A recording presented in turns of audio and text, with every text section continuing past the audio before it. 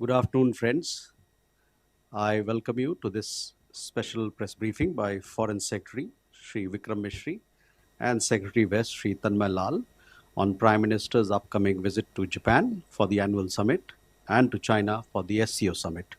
With that, I invite Foreign Secretary Sir to make his opening remarks. But before that, I would like to remind the audience that this particular press briefing is on Japan and to China for SCO summit. So please focus your questions on these two particular aspects of the visit only. Thank you. Sir, the floor is yours. Thank you, Randir. Good afternoon. Thank you all for joining. Today, as you are aware, the Prime Minister, Sri Narendra Modi, is embarking on an official visit to Japan on the evening of 28th August. He will be in Japan on the 29th and the 30th of August for holding the 15th India-Japan Annual Summit with the Prime Minister of Japan, His Excellency Shigeru Ishiba. This is a significant visit for several reasons. It's Prime Minister Modi's first annual summit with Prime Minister Ishiba. It is also his first standalone visit to Japan in nearly 7 years. He last visited for the annual summit in 2018. Since then, of course, he has visited Japan, but that has been for multilateral engagements and other ceremonial events. So this will be a visit that will be fully dedicated to the bilateral agenda between India and Japan. This is also Prime Minister's 8th visit to Japan since he took office in 2014 and reflects the very high priority that this particular relationship has in our foreign relations. The annual summit between India and Japan, as you would be aware, represents the highest level dialogue mechanism that exists between the two countries, and it drives the agenda of the India-Japan Special Strategic and Global Partnership. Prime Minister has met Prime Minister Ishiba of Japan on previous occasions on the sidelines of international events. They first met, I think, it was in Vientiane on the sidelines of the ASEAN summit, and more recently on the sidelines of the G7 summit in Kananaskis in Canada in June of this year. These discussions during these events will be taken forward during the annual summit in Tokyo on the 29th of August. India and Japan are two countries that share values, trust, and strategic outlook on several issues. They are two of Asia's leading democracies and amongst the top 5 world economies. Our bilateral relations have expanded steadily in scope and ambition over the last decade, and today comprise trade and investment, defense and security, science and technology, infrastructure and mobility, people-to-people contact, and vibrant cultural engagement between the two sides. So the 15th summit will give both Prime Ministers the opportunity to do an in-depth review of these ties, take stock of progress in the last few years across multiple domains, and of course, as is usual, exchange views on regional and global issues of importance. This will also be an opportunity to launch several new initiatives in order to build greater resilience in the relationship and to respond to emerging opportunities and challenges.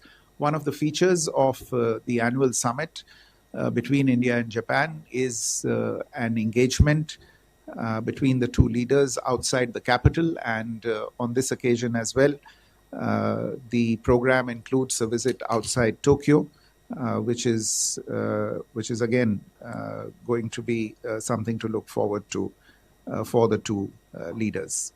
The program also includes interactions of the Prime Minister with several other political leaders from Japan, as also with Friends of India in Japan. The Prime Minister will also participate in a business leaders forum with captains of Japanese and Indian industry. These interactions are aimed at deepening the very important trade, investment, and technology relationship between the two countries. We have also seen in recent years an intensification of the engagement between Indian states and Japanese prefectures. And an engagement focused on this particular aspect has also been planned for during the visit. Overall, the visit will consolidate our long-standing friendship. It will open fresh avenues of cooperation and reaffirm our shared commitment to peace, prosperity, and stability, both for the two countries as well as in our shared Indo-Pacific region and beyond. Let me stop there, and I'll turn the microphone over to my colleague, Secretary West, to brief you on Prime Minister's visit to Tianjin for the SCO summit. Thank you. Namaskar. I will now share some information about the upcoming SCO summit. Prime Minister Shri Narendra Modi will visit Tianjin, China, for the 25th meeting of the Council of Heads of State of the Shanghai Cooperation Council, the SCO, on 31st August and 1st September 2025 at the invitation of His Excellency President Xi Jinping of China. The SCO was established with the primary goal of countering three evils of terrorism, separatism, and extremism, which continue to remain a challenge. Today, as a regional platform, there is a broader range of sectors of cooperation among the SCO members. The SCO comprises 10 members. In addition to India, they include Belarus, China, Iran, Kazakhstan, Kyrgyzstan, Pakistan, Russia, Tajikistan, and Uzbekistan. There are a number of dialogue partners and observers also. India has been a member of the SCO since 2017, and earlier it was an observer since 2005. During the period of its membership, India has held the chair of the SCO Council of Heads of Government in 2020 and of the SCO Council of Heads of State during 2022-2023. India engages actively with various institutional processes and mechanisms of the SCO and participates in the ministerial meetings and other dialogue formats. Prime Minister Shri Modi has participated in various previous SCO summits in 2018 in Qingdao, 2019 in Bishkek, 2020 in Moscow in virtual format, 2021 in Dushanbe in virtual format, 2022 in Tashkent, 2023 New Delhi virtual format, and in 2024 Astana Summit, External Affairs Minister had represented the Prime Minister. The theme of the 23rd SCO Summit, which was chaired by Prime Minister Modi, was towards a secure SCO. And here the secure stands for security, economy and trade, connectivity, unity, respect for sovereignty and territorial integrity, and environment. So this gives an idea of the range of issues that are of priority for India in the SCO. During India's presidency in 2023, SCO had adopted a joint statement on cooperation on countering radicalization leading to separatism, extremism, and terrorism. During the presidency, India had also focused on a very broad-based and diverse areas of cooperation that are of interest to SCO members. These practical areas of cooperation include, for instance, startups and innovation, traditional medicine, youth empowerment, digital inclusion, and shared Buddhist heritage. Earlier in 2020, India had hosted the Startup Forum and established a working group on this important area. A conclave of young scientists had been organized, which has now become a regular mechanism. The first ever meeting of Consortium of Economic Think Tanks and an SCO business conclave was also hosted by India. Traditional medicine was another subject where a expert group was established upon an Indian initiative, and several events were hosted to promote traditional medicine. India also hosted an exhibition on our shared Buddhist heritage during its 2023 SCO presidency, and 10 classics of Indian regional literature were translated into Russian and Chinese languages. Also during that presidency, the city of Varanasi was designated as the first ever cultural and tourism capital of the SCO during the year 2022-2023. And the city had hosted several socio-cultural events aimed at fostering people-to-people ties. All these initiatives and events have been well received by SCO member states. As you may know, the Secretariat of the SCO is based in Beijing, and Uzbekistan hosts the Regional Anti-Terrorist Structure, RATS, in Tashkent. Security cooperation remains one of the important areas of focus for India, and India had chaired the SCO RATS Council during 2021-2022. Earlier this year, in February, the Secretary General of SCO RATS, Mr. Nurlan Yermakbayev, who is a former Minister of Kazakhstan, had visited India and held useful discussions. In May this year, the ICWA had hosted a 20th SCO forum in New Delhi on the theme Secure SCO. In recent months, India has participated at ministerial level, senior level, in several ongoing processes of SCO. This includes the meetings that were where the Indian delegation was led by NSA, Raksha Mantri, and External Affairs Minister in their relevant SCO formats. The program elements for the upcoming 25th SCO Summit in Tianjin include a welcome banquet dinner in the evening of 31st August, and the main summit will be held on the next day, Monday, 1st September. And in addition to this, Prime Minister is expected to hold some bilateral meetings on the sidelines of the SCO Summit. Thank you. I'll stop there. Floor is open for questions. Okay. Question there, right behind. There, behind you. Yes.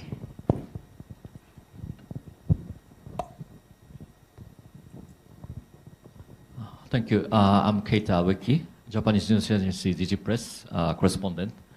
Regarding the bilateral meeting, India and Japan.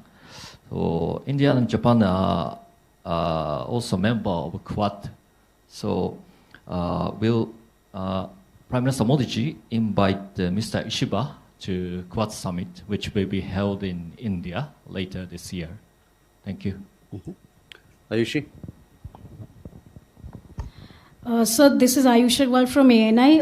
During the China visit, what is the possibility of a bilateral meeting with Russian president on the sidelines? And second, during the meeting with Chinese president, would there be any discussion on US tariffs, as China has recently said that it stands with India and blamed the US, referring it as a bully? So would there be any discussion on the tariffs? Thank you. So please focus your question on the Japan visit and the visit to Tianjin for SCO. Please, Madhu.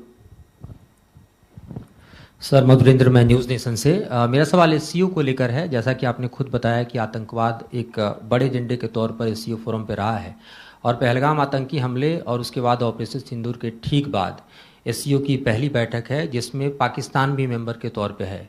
क्या हम उम्मीद करते हैं कि आतंकवाद को लेकर ये फोरम एक बेहतर मैसेज दे पाएगा, जो भारत का स्टैंड है कि talk and terror can not go together, और आतंकवाद के रहने की स्थिति में किसी भी तरह के संबंध नहीं पाकिस्तान से स्थापित हो सकते हैं, उसको लेकर कोई मैसेज होगा? चूंकि ऑपरेशन सिंदूर के दौरान चीन ने भी पाकिस्तान को मदद की थी, तो क्या इस बाबत भी कोई बात उस मंच से हमको लगता है कि भारत अपने एजेंडे में शामिल करेगा, और क्या ये ज्वाइंट डिक्लेरेशन में हो पाएगा? Uma? So I'm Huma Siddiqui from Stat News Global. I have a question related to the visit to Japan. You talked about defense as part of the agenda. So in the defense and security, what is any important announcement expected? And in the space sector, Japan has been participating with ISRO. Is there anything on the agenda about that? Keshav. Thank you, sir. Keshav Padmanabhan from The Print. I have a question regarding the annual summit to Japan. In connection to to the earlier question, are we looking at any sort of outcomes of co-production of defense with Japan? Is that something on the agenda? And with regards to the SCO, if I may also ask, we know that Pakistan will be attending the summit. India is there. We've seen that in the past, during the defense ministers' meeting, there was a lack of consensus over terrorism, which is a core goal of the SCO. So how do you expect at the leaders' summit for any sort of declaration or joint this thing, what are sort of the red lines that India is thinking of when it comes to terrorism, separatism, and extremism that it believes should be part of the document? Could you give us a sense of that? Thank you. Thank you. So we have a set of questions, so we'd like to address them. Okay, let me address a few of the questions. I think question from our friend back there on the Quad.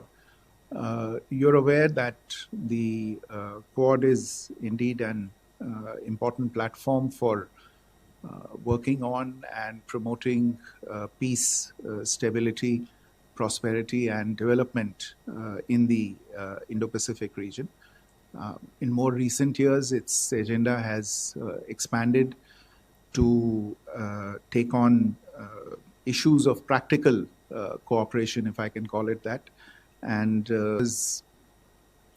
health security. It covers critical and emerging technologies. There's an initiative with regard to critical minerals that has been discussed recently. Overall, with regard to how to make supply chains more resilient, and also infrastructure development. So these are all issues that are a priority both for India and for Japan. Both our countries attach high value to this forum and to this partnership. And we look forward to working with all Quad partners to take our cooperation forward. I'm sure when the two prime ministers meet, the Quad will be a subject that will be discussed between the two of them. Ayushi's question about bilateral meetings, look, as always happens with regard to such events, there will be a number of bilateral meetings that will be organized on the sidelines. We are still working through the finalization of those meetings, and we'll keep you updated and brief you in any case on the proceedings in those meetings. I think ahead of the meetings, it might be a bit forward of me to anticipate and say what will be discussed and will not be discussed in the meetings. Huma, your question, and I think Keshav's question is on the same lines with regard to defense and security related cooperation between India and Japan.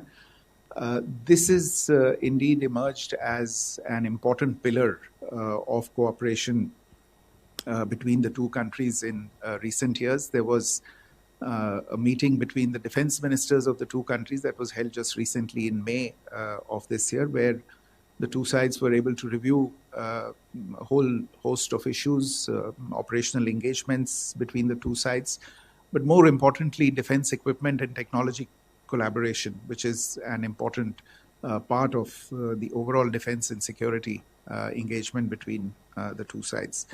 I think there was some interest in the specific platforms, etc. And you would be aware that the two countries are already working on co-developing the Unified Complex Radio Antenna, the Unicorn project, which is a common radar mast for use by Indian Navy platforms. A memorandum of implementation for this particular project was signed in November 2024. The Navy, the Indian Navy and the Japanese Maritime Self-Defense Force are also exploring possible cooperation in the area of ship maintenance in India. And there are discussions going on a number of other issues between the designated agencies of the two sides, DRDO in India and ATLA in Japan. And these discussions are regular, and the agenda is constantly being refreshed, and they remain engaged on it. I think there was a reference also to space. So the ISRO and the Japanese Space Agency are working together on something called LUPEX, which is the Lunar Polar Exploration Mission, and this is being pursued in tandem with India's Chandrayaan 5 mission. This is an area of some importance, also because it affords an avenue for Indian space startups to actually deploy their capabilities and their capacities in this important area. I want to take the SEO question. आपका प्रश्न जो आतंकवाद के बारे में था, जैसा मैंने कहा कि एसईओ जब स्थापित हुआ था तब उसके एक मेन उद्देश्य में था कि कैसे पीस एंड सिक्योरिटी को जो चैलेंज है फ्रॉम टेररिज्म, सेपरेटिज्म और एक्सट्रीमिज्म, उसको कैसे काउंटर किया जाए. And this challenge remains. The security of the region remains a priority for the SEO members. In the past, there have been strong condemnation of terrorism, including cross-border terrorism, in the statements that have been finalized, including the joint statement that I referred to, which was finalized during our presidency of the summit, 23rd summit. जहाँ तक अभी ताल्लुक है of the declaration at this summit, that is under finalization, the text. We are working with other members and partners to see that there should be a reiteration of the strong condemnation of terrorism, including cross-border terrorism. But the text is under finalization. With that, ladies and gentlemen, we come to the close of this press briefing. We shall keep you updated. We are running short of time, so we'll take all the questions. We have press briefing there, also one in Japan. So thank you very much.